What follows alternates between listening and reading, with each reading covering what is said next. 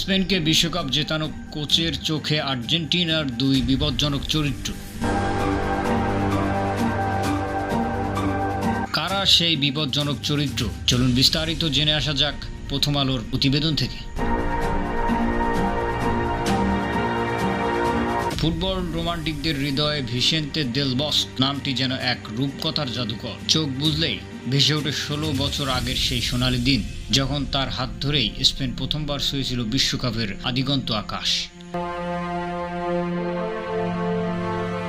সময়ের নদী বেয়ে এক যুগেরও বেশি পথ পেরিয়ে স্পেন আবারও দাঁড়িয়ে এক মহা উদযাপনের আঙিনায়। কিন্তু এবার ওপারে যে দল দাঁড়িয়ে, তারা কোনো সাধারণ প্রতিদ্বন্দ্বী নয়। তারা তো বর্তমান বিশ্বজয়ী আর্জেন্টিনা, যাদের পায়ে এখন ফুটবলের মোহিনী জাদু।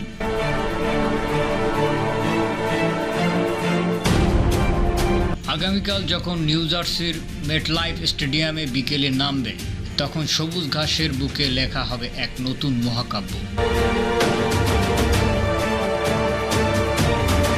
তবে এই মহারণের ঠিক আগে ফেলে আসা দিনের সেই মহানায়ক দেল বস্ক স্পেনের তরুণ রক্তকে মনে করিয়ে দিলেন আকাশি সাদার ভেতরে দুই বিপজ্জনক চরিত্রের কথা, তাদের অনিশ্চিত খেলার মায়াজাল আর অভিজ্ঞতার গভীরতা।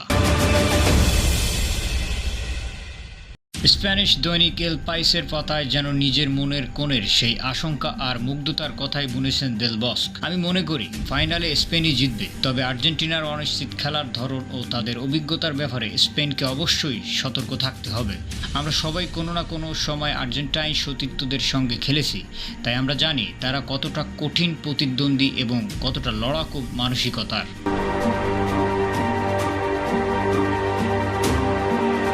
সত্যিই তো, সেমিফাইনালের রাতে যখন ইংল্যান্ডের বিপক্ষে 1 গোলে পিছিয়ে পড়েছিল আর্জেন্টিনা, কে ভেবেছিল এমন এক প্রত্যাবর্তন অপেক্ষা করছে? খাদের কিনারা থেকে ফিরে আসার এই যে আদম্য জেদ, একেই তো ভয় দেল বস্কের।